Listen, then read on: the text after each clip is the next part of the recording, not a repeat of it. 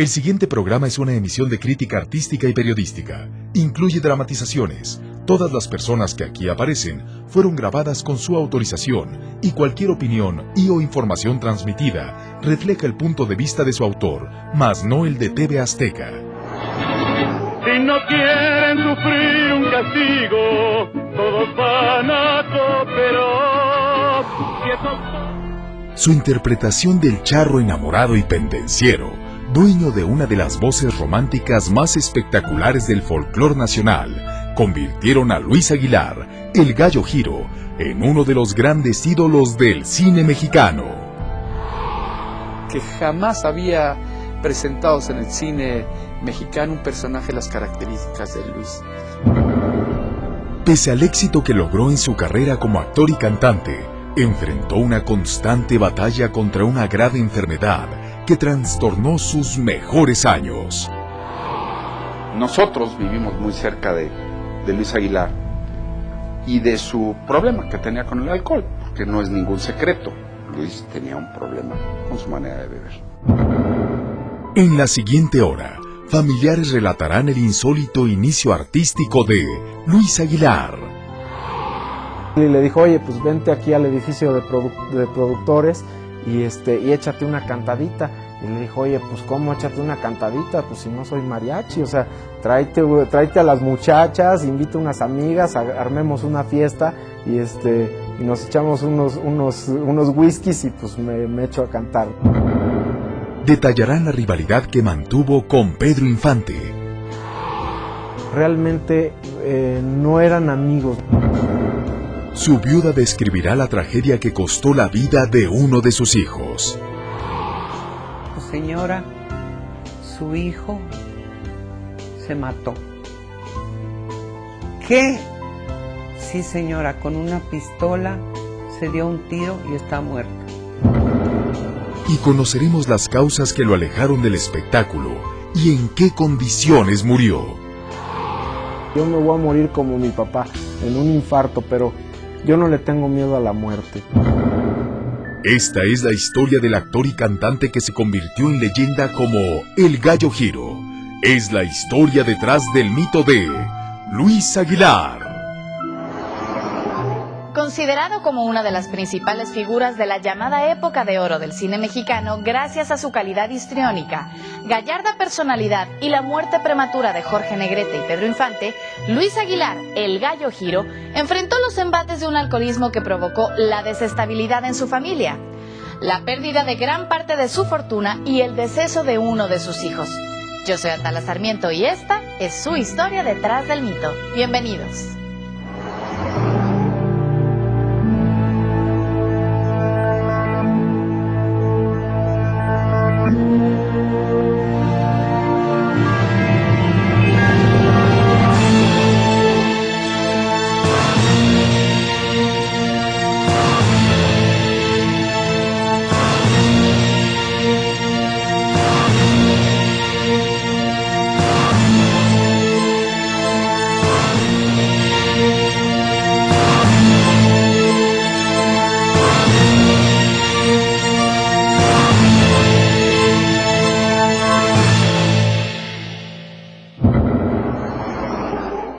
Nacido el 29 de enero de 1918 en Hermosillo, Sonora, Luis Aguilar fue el segundo hijo del ganadero Luis C. Aguilar y Concepción Manso, matrimonio de clase acaudalada, descendiente de reconocidos y respetados políticos. Concepción, madre de Luis, era sobrina de Francisco y Rafael Manso, secretario de Guerra y tesorero de la Nación, respectivamente, durante la época de Álvaro Obregón, personaje que ocuparía la presidencia de la República y con quien Luis, siendo niño, tuvo una gran familiaridad. Mi papá le rascaba el muñón al Manco de Celaya, a Álvaro Obregón, cuando era chiquito, y Obregón ya le faltaba el brazo y le daba mucha comezón, y mi papá siempre dijo, yo era siempre muy vivo para esas cosas, entonces llegaba y le rascaba el muñón a Álvaro Obregón y Álvaro Obregón le regalaba un centenario. Padres de Francisco, Luis, Rafael, Fernando y María del Socorro, Luis y Concepción, percibieron en el segundo de sus hijos inquietudes dinámicas, hiperactivas y un espíritu ansiosamente aventurero. Tenía además una característica física que durante el resto de su vida lo acompañó: la vellosidad abundante de su cara y principalmente de sus cejas, por lo que desde entonces sus padres y hermanos comenzaron a llamarlo el Negro. Yo tenía el pelo negro y los demás eran güeros, y él tenía el pelo negro, pero cuervo, y entonces de ahí viene el nombre, el negro, y se le quedó el negro para toda la vida. A mediados de los años 20, los embates y conflictos políticos postrevolucionarios surgidos en el norte del país, principalmente en Sonora, hicieron que los Aguilar perdieran gran parte de sus propiedades y fortuna debido a la confiscación y expropiación de terrenos y haciendas por parte del gobierno, provocando que la familia se quedara en la pobreza y tuviera que mudarse a la Ciudad de México para pedir alojamiento en una enorme residencia en la Avenida Emperadores, hoy Paseo de la Reforma, propiedad del tío Rafael Manso. Había ranchos y hasta el final hubo ranchos, algunos de ellos gigantescos, que no existen ya nada de eso ahora, supongo yo. Había ranchos de 70,000 hectáreas, gigantes, ¿no? Y que producían mucho, y de eso se vivían varias familias. En la capital, y gracias a las influencias que aún poseía su padre, Luis y su hermano Fernando ingresaron al colegio militar, donde continuaron sus estudios y obtuvieron el rango de cadetes. Mi papá estuvo en caballería y mis otros tíos estuvieron en infantería, por eso mi papá sabía montar muy bien a caballo. Mi papá no era charro, él aprendió a montar en la disciplina militar, incluso el general Mariles fue el que fue de sus instructores de equitación. Entonces mi papá sabía montar muy bien a caballo.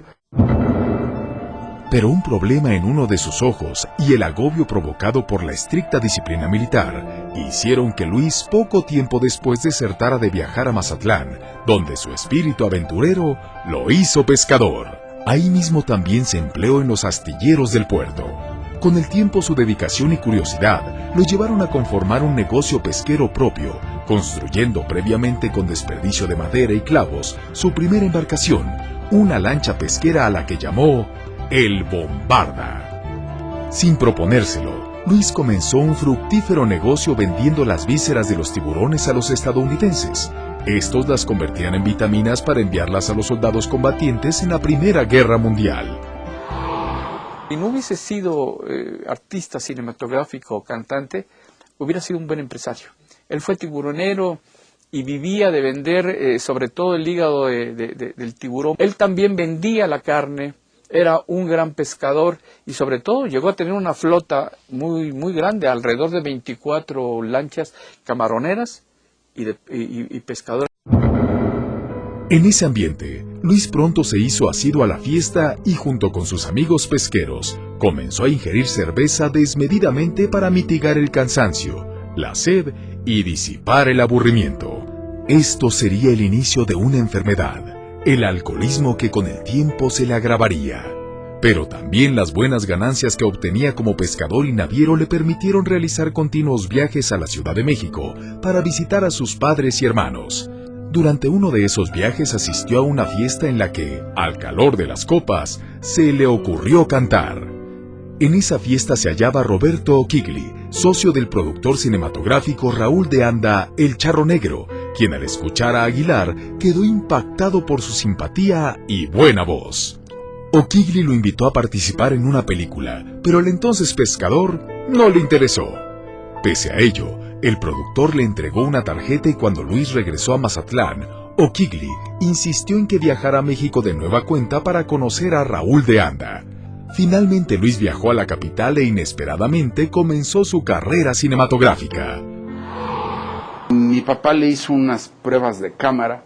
Luis no le tenía miedo a la cámara, no tenía ningún conflicto con actuar enfrente de la cámara. Mi papá se le decide jugar dándole oportunidad en una película que se llamó Sota, Caballo y Rey. Observen ustedes que jamás había presentado en el cine mexicano un personaje de las características de Luis. un personaje con las cejas absolutamente pobladas, un bigote muy especial. Tras su participación en Sota, Caballo y Rey, Luis realizó 2 películas más, Caminos de Sangre y Guadalajara pues. A partir de ese momento su productor, Raúl de Anda, comenzó a forjarle una figura e imagen campirana, pero fue hasta 1946, año en que Luis Aguilar filmó Yo maté a Rosita Alvírez, que su nombre y presencia comenzaron a tomar fuerza en el cine mexicano. Entonces, se convirtió en el orgullo de su familia.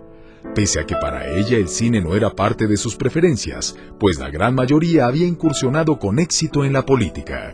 Apenas había cumplido 29 años de edad cuando Luis conoció a Ana María Almada, una empleada de una tienda de ropa, hija de un empresario azucarero a quien el futuro artista comenzó a frecuentar, primero con el pretexto de comprar corbatas y luego para comenzar un noviazgo. Fue el 17 de abril de 1946, un día después del estreno de Yo maté a Rosita Alvírez, que Luis y Ana María se casaron y procrearon 2 hijas, Ana Luisa y Fernanda. Pero durante sus primeros años, la voz y presencia de Luis Aguilar comenzó a ser identificada por el público gracias a sus presentaciones en películas y actuaciones en radio. Sin embargo, fue en 1947 cuando el locutor Pedro de Lille lo bautizó con el mote que lo volvería famoso, el Gallo Giro. Todos pensamos que le pone el Gallo Giro por el concepto bravío del charro, por la forma en que vestía, porque Luis vestía muy bien el traje de charro, muy natural.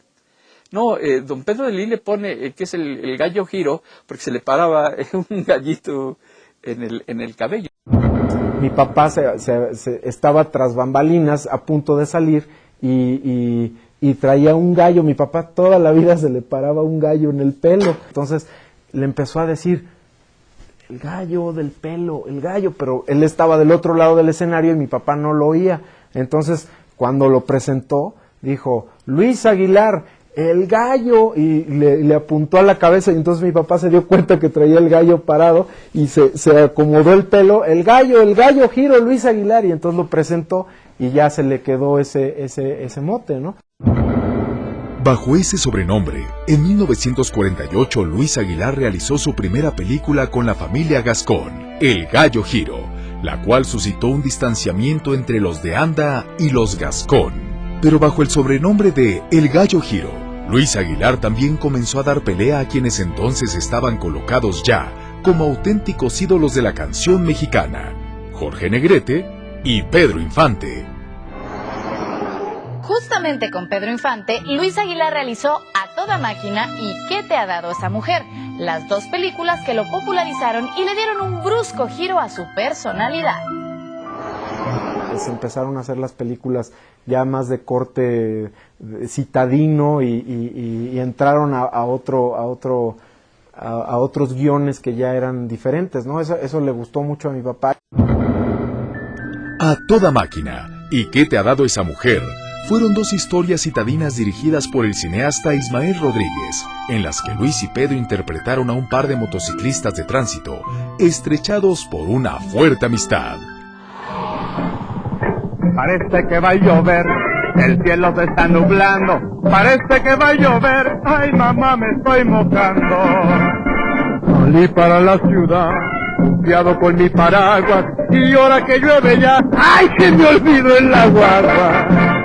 La gente se apresura por las calles de La Habana. Por su magnífica caracterización y trascendencia que con estas películas ambos actores dieron al cuerpo acrobático de policía, la Dirección de Tránsito les concedió el rango vitalicio de comandantes honorarios. Les valió el que el director de la Policía y Tránsito del Departamento del Distrito Federal de aquellos años les regalara a cada quien una placa agradeciendo el que hayan tomado en cuenta a los agentes de tránsito, pero sobre todo el que hayan demostrado que los agentes de tránsito también podían ser gente que podía ayudar a la ciudadanía, ¿no?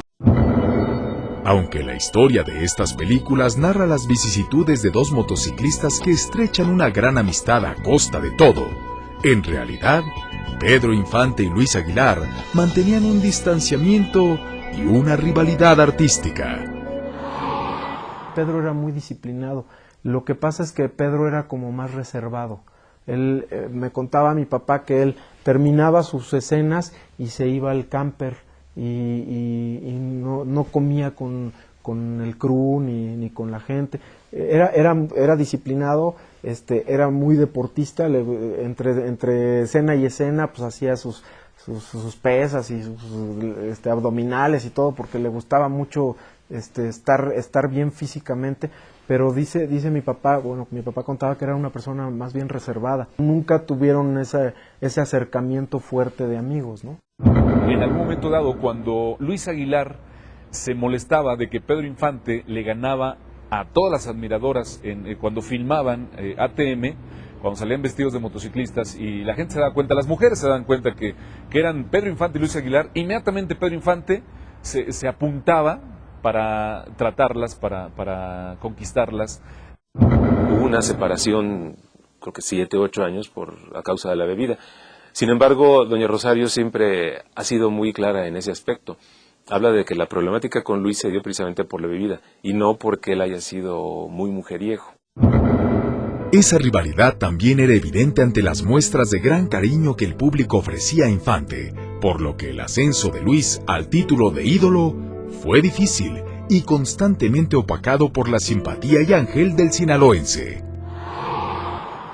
Se habla mucho de la relación. Realmente no eran amigos, no se pudieron llevar como amigos, pero nunca pudieron llevarse en realidad como amigos y salir juntos y etcétera.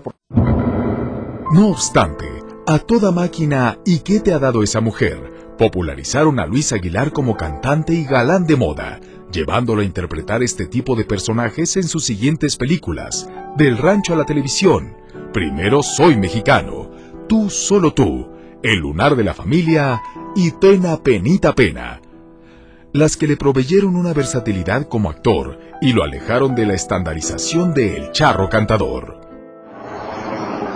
Pero mientras Luis Aguilar se convertía en una de las figuras más exitosas del momento, su adicción al alcoholismo afectó a su familia, provocando su divorcio y problemas con los productores de sus películas. Aunque durante su trayectoria artística, Luis Aguilar gozó del cariño, respeto y admiración del público, también padeció de una vida desenfrenada en la que el alcoholismo detonó los conflictos que sucumbieron con su matrimonio. Nosotros vivimos muy cerca de Luis Aguilar y de su problema que tenía con el alcohol, porque no es ningún secreto. Luis tenía un problema con su manera de beber. Y entre más fue creciendo su fama, pues más crecían las oportunidades de socializar. Luego de varios intentos frustrados por salvar su matrimonio, el 14 de agosto de 1954, Luis Aguilar y Ana María Almada se divorciaron. 2 años después, en 1956, Luis conoció a Rosario Gálvez, una actriz de televisión que meses antes lo había visto, pero a través de una película.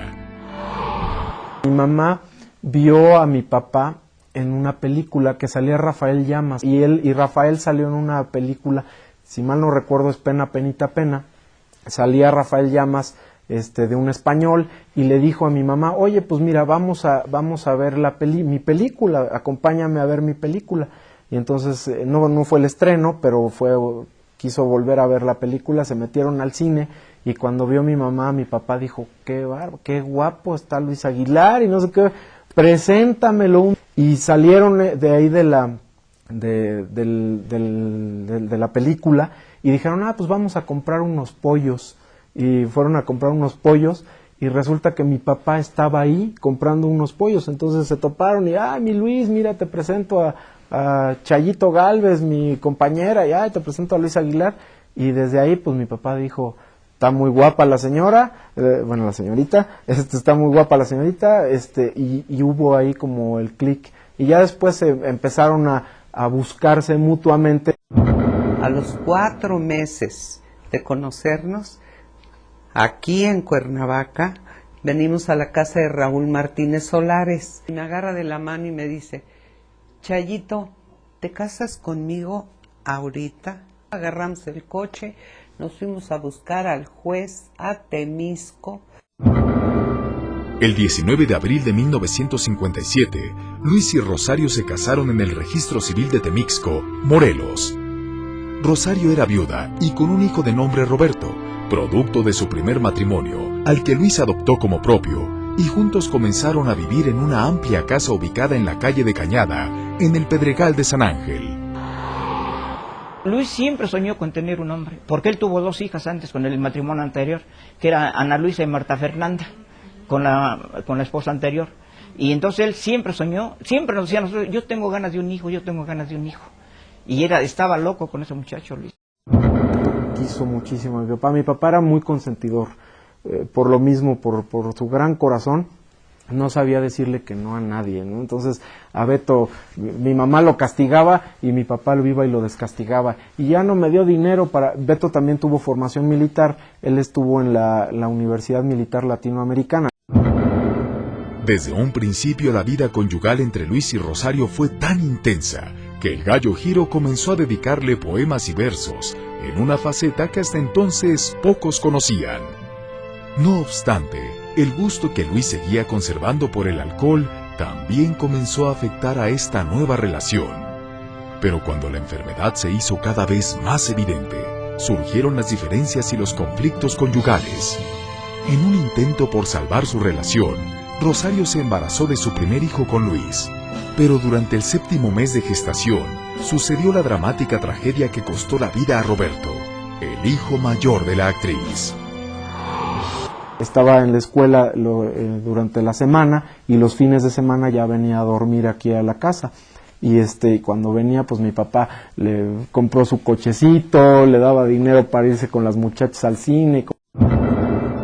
Ese fin de semana Luis y Rosario viajaron a Acapulco para disfrutar de unas vacaciones. Invitaron a Roberto, pero prefirió quedarse en la casa. Durante la ausencia de sus padres, Beto invitó a varios de sus amigos a la casa y ahí ocurrió la tragedia. Beto regresó el fin de semana aquí a la casa y mi papá tenía una pistola que el cilindro corre hacia la izquierda, se llaman pistolas zurdas. Todos los cilindros de los revólveres corren hacia la derecha. Entonces Beto tenía formación militar y entonces organizó una fiestecita, sacó los trajes de charro de mi papá porque se llevaban muy bien y lo quería bien, entonces se vistió de charro, jugando, ¿no? Les enseñó las carrilleras, todas las cosas, y en el armero estaba una pistola zurda, y que era esta que corría hacia la izquierda, y Beto la puso en la carrillera, estuvo jugando, y él, adiestrado militar, pues sabía que las pistolas corrían hacia el otro lado. Entonces, desafortunadamente, esta pistola tenía las balas cercanas, o sea, se amartilló la pistola, él pensó que jamás se iba a disparar, se le disparó y se dio un tiro con esa pistola. Murió en el instante, ¿no? Él les dijo, como en las películas, me voy a suicidar porque fulano no me quiere. No, los muchachos tuvieron que tener terapias de lo que vivieron. Fue terrible, ¿eh? Y de repente sonó el teléfono, van a estar llamando a Luis para otra película y tan a gustito que estoy aquí. Agarro el teléfono y la voz de la muchacha nada más me dijo, señora, su hijo se mató. ¿Qué? Sí, señora, con una pistola se dio un tiro y está muerto. Bueno, si no enloquece uno, no sé por qué.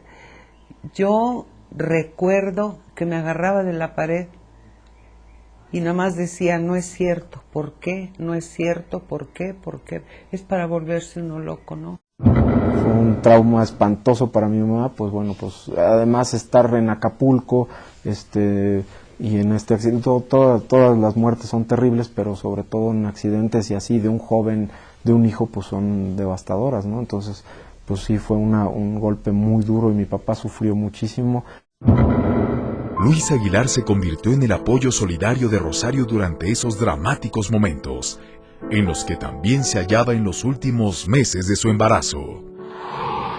Beto murió el 19 de marzo y yo nací el 21 de junio, o sea, mi mamá pasó su luto, los últimos meses de mi embarazo, los pasó de luto y tristísima y muy pues destrozada, ¿no? Yo recuerdo cuando yo regresaba de la institución vestido como su hijo y de repente nos encontrábamos. Ella ponía una cara que se ponía blanca, la pobre mujer. Me veía y me decía, es que se me vuelve a aparecer, y yo tenía ganas. Cada vez que llegaba yo a mi casa preguntaba, primero está Chayo para quitarme el uniforme, no me vaya a ver. Porque eran recuerdos para ella pavorosos. Sin embargo, su adicción al alcoholismo llegó al límite con su familia. Fue entonces que el actor decidió ingresar a Alcohólicos Anónimos, donde a base de tenacidad y compromiso logró vencer la enfermedad. El alcoholismo fue una de las principales debilidades de Luis Aguilar, y pese a haber afrontado una desgracia tan terrible como la muerte de Roberto, el hijo de su esposa Rosario, su adicción continuó pese a los intentos de sus familiares de alejarlo de esa enfermedad. Había un bolero que le decían El Brillos, no sé si viva todavía, pero que llegaba en su cajón de bolero a los estudios Churubusco, y adentro traía la botella de whisky, y entonces le decía a mi papá, pues que no te vaya a ver mi vieja, y vienes y me boleas los zapatos, y pues le boleaba los zapatos y le sacaba y le daba sus traguitos de whisky. Pero pues sí, mi papá era muy bromista, ¿no? Y luego decía, sí, yo me tomé el lago de Texcoco, y luego decía, si ponemos todas las que me tomé, yo creo que llenamos el Estadio Azteca, pero hasta el borde. Sufrí tremendamente, pero en este mundo a veces parece que estamos en la gloria, tenemos todo bello, y luego viene una nube negra y se aparece. Todo lo que yo gocé, me quiso, me respetó, me hizo reír, me hizo gozar la vida, me jalaba con él a giras, a todo, borra el que yo veía que no podía dejar de beber. Entonces yo puse un ultimátum y hablé con él y le dije, todo este amor, Luis, se va a acabar si sigues así, me voy a ir. Llegó a afectarle, llegó a afectar su matrimonio también. Es una etapa en que a Luis le vienen ciertas vicisitudes que contrae, que conlleva el vicio, el alcohol. Él incluso es un jugador acérrimo, es un jugador donde quiera que vaya, a cualquier lugar, a cualquier país latinoamericano, incluso en las Antillas mayores y menores, el lugar a donde llegue y donde haya casino, él apuesta, y tenía la virtud de ganar. Él ganaba siempre, ganaba cantidades enormes, pero las perdía al otro día disparando y bebiendo. Estaban haciendo una película en la que mi papá era el productor, y le llega la queja a mi papá de que Luis tenía 4 días que a las 2 de la tarde ya estaba borracho. Él y otro actor que se llamaba Pascual García Peña eran una mancuerna pero infernal en esos asuntos. Entonces mi papá va muy enojado con Luis Aguilar y le dice, Luis, te prohíbo que veas desde hoy en adelante así, vamos a hacer una revisión y no voy a dejar que entre alcohol aquí para que aprendas. Hay productores y directores muy exigentes que no les gusta que tomen en el set o durante las horas de trabajo, cosa que hacen perfectamente bien. Pero a Luis Aguilar pues le gustaba la copita y él veía cómo ingeniárselas, ¿no? Para echarse su traguito, ¿no? Pasan 2 días más y a las 2 de la tarde seguía Luis y decía, ¿de dónde consigue el alcohol ese desgraciado? Decía mi papá. Hasta que pone una persona a vigilarlo. Resulta que estaban filmando en una locación a donde diario a las 2 de la tarde se cortaba a comer. Y él decía, me voy a echar una siestecita al arbolito, a la sombrita ahí, porque estoy muy cansado. Y curiosamente cuando se levantaba, ya se levantaba hasta atrás. Pues mi papá manda escarbar cerca del arbolito y él y Pascual García Peña habían enterrados en 2 pomos de whisky con popotes y los cubrían de tierrita y entonces iban a echar la siesta y con sus popotes se regaban los tragos. ¿Cómo ves? Nos daba pena saber que esto le estaba pasando, pero era más como de tristeza y de esa tristeza de saber que le podía pasar algo más grave o que podía terminar mal por eso, ¿no? Más que de coraje o de resentimiento con él, ¿no? El alcoholismo de Luis Aguilar provocó los días más amargos para su familia y la separación de Rosario, quien junto con su hijo se trasladó a Aguascalientes. Hubo después un tiempo de separación en el que nosotros nos fuimos a vivir a Aguascalientes.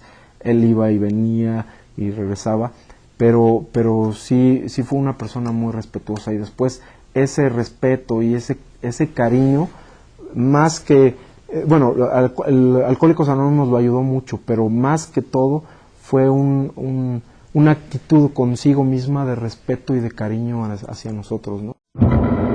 Durante 8 años la familia Aguilar Doblado permaneció separada y distante. Fue hasta que Luis terminó el bachillerato cuando el matrimonio se reconcilió. Luis viajó al Bajío para asistir a la graduación de su hijo. Ahí prometió no volver a beber e ingresó a Alcohólicos Anónimos. Él un día se paró frente al espejo, se regañó en el baño y dijo, se estaba rasurando y dijo: Luis, no puedes destrozar a tu familia, a tu hijo, a tu esposa, por esta actitud, por esta enfermedad. Y dijo: hasta aquí. Y jamás en la vida volvió a probarlo. Rosario, quien entonces alternaba como actriz de telenovelas con Ernesto Alonso y constantemente realizaba viajes de Aguascalientes a la Ciudad de México, decidió retornar junto con su hijo al lado de su esposo cuando éste se lo pidió. Pero aunque reanudaron su convivencia matrimonial, íntimamente cada uno ocupó su propio espacio en la casa de Cañada. Luis habitaba la parte frontal de su residencia y Gálvez las habitaciones en la parte trasera. Yo sabía que a veces en su casa ni dormían juntos, estando en la misma casa, pero se seguían mirando con mucho amor.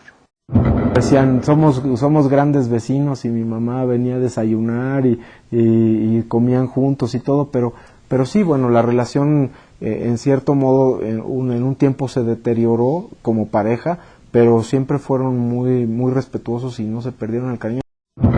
Ahora sí que por los cochinos tiliches, porque yo regresé con un comedor, con una sala, lo único que me llevé fue la recámara, ya lo dejé solo y tuvo que comprar otra.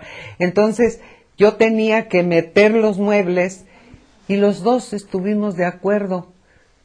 Yo metí todas mis cosas allá, mi ropa, todo, pero vivíamos unidos y jamás hubo que yo estaba ya separada de él, no, por cupo de muebles. Parece mentira, que a veces los tiliches nos obligan a cierta actitud.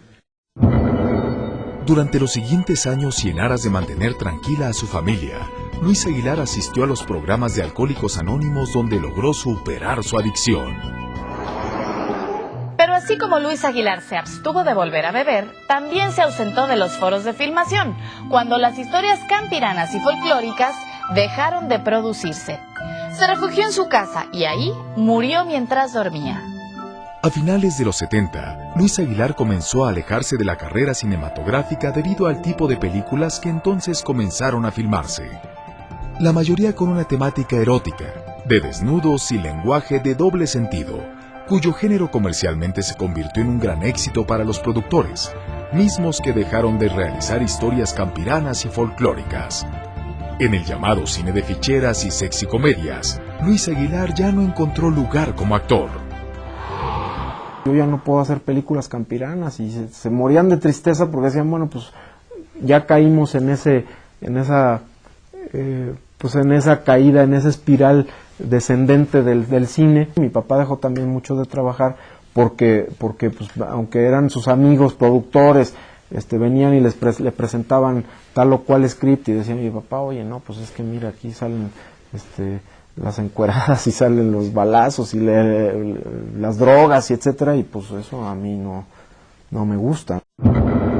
Durante una década, Luis Aguilar se alejó de los reflectores y solo ocasionalmente aceptó participar en algunos videohomes producidos por sus amigos. En 1991, Luis Aguilar realizó su última aparición en cine, en la película Los años de Greta, en la que compartió créditos con Beatriz Aguirre y Meche Barba, y por la cual obtuvo el Ariel como mejor actor. La televisión significó su último refugio. Atrás quedó el charro cantor gallardo y conquistador de mujeres que el cine le forjó para dar paso al hombre maduro, cariñoso y noble que en sus últimos años caracterizó en las telenovelas. En 1987 participó con Victoria Rufo en la telenovela Victoria, en la que además alternó con su esposa Rosario Gálvez. En Canción de Amor interpretó a un rico empresario y con Christian Bach realizó Bajo un mismo rostro, donde se transformó en sacerdote. No obstante, durante la última etapa de su vida, volvió a resurgir como actor a través de un comercial de televisión anunciando una marca de frijoles. La gente le seguía diciendo, ay, don Luisito, lo vi en el comercial de los frijoles, oiga, qué padre, oiga, y mire, y sale su imagen que ese comercial es de mis comerciales consentidos y pues fue el único comercial que hice con mi papá. O sea, yo realmente fue también fortuito porque ese fue un proyecto de la escuela que yo hice para un trabajo de la escuela y resulta que a raíz de todo pues tuve un cliente que confió en ese proyecto, que adoptó a mi papá y dijo, pues está padre que sea la imagen de los frijolitos y vámonos, ¿no? Y se dio y todavía la gente lo recordaba y le decía, ay, mire los frijolitos, ya me compré la latita y luego ya me compré esto y eso le daba vida a mi papá, lo enriquecía. Durante su vida Luis Aguilar cosechó triunfos y cariño del público. Siempre se sintió optimista y seguro de haber vivido plenamente. En varias ocasiones, como si lo hubiera presentido, Luis repitió a su esposa e hijo que deseaba morir mientras dormía. Desde antes de cumplir 60 años decía, yo me voy a morir como mi papá, en un infarto, pero yo no le tengo miedo a la muerte. Decía, yo nomás que no me duela. Y afortunadamente yo creo que lo pidió tanto y Dios fue tan bueno con él que se la concedió. En 1997, Luis Aguilar se sometió a una cirugía de hernia. Los siguientes días fueron de recuperación y en octubre decidió planear un viaje de placer junto con su esposa y uno de sus amigos. Nadie imaginaba que solo unos días después, el gallo Giro moriría. La tarde del 23 de octubre de 1997, Luis Aguilar habló por última vez con su familia. El último día de su vida, de las últimas palabras fue a mi mamá, de decirle, oye, te fuiste a cortar el pelo, además estás muy bonita. Conmigo habló, yo ya estaba casado y le hablé por teléfono y le dije, oye papá, te voy a llenar tu cuestionario de una línea aérea, de qué le gustaba, ya sabes, mi pescadito, porque yo soy de mar, para que me lo pongan cuando vaya ahí a la línea aérea. Esa noche Luis Aguilar se despidió de su esposa, entró a su recámara y mientras dormía, transitó al sueño eterno que lo condujo a la muerte. Algo dije de la muerte y voltea y me hace un cariño en la mano y me dice, te digo una cosa, Chayito, ya no tengo miedo a morirme. Ay, pero que no me duela. Porque siempre decía eso y yo me ataqué de risa. Ay, le dije, ¿cómo no? Si muy a gusto, nomás dormido. Fíjese. Eso se me quedó para siempre. Ahora, en la noche nos acostamos a dormir y ya no despertó. A las 9 de la mañana del 24 de octubre de 1997, Rosario Gálvez llevó a su esposo un jugo de naranja y descubrió que había fallecido. Por más que le hablé, di la vuelta a la cama y ahí me di cuenta. Ya tenía la rigidez y sus ojos abiertos. Luis Aguilar murió durante la madrugada debido a un infarto al corazón. Su deceso causó una fuerte tristeza para su esposa Rosario Gálvez, quien años después sacó las cenizas del actor de la cripta en que en un principio habían sido depositadas para conservarlas a su lado, donde permanecen hasta este momento. Entonces estuvieron en la cripta y entonces se quedaron aquí en mi casa y aquí las tengo yo con todo el amor de mi vida. No es él, eso es lo que tenemos que quitarnos de la mente. Él está con Dios, es su cuerpo, nada más. Luis Aguilar fue el charro cantor inolvidable la figura emblemática de la canción mexicana y el actor que se convirtió en pilar de nuestra época de oro del cine mexicano. Yo soy Atala Sarmiento y esto fue La historia detrás del mito. Hasta la próxima.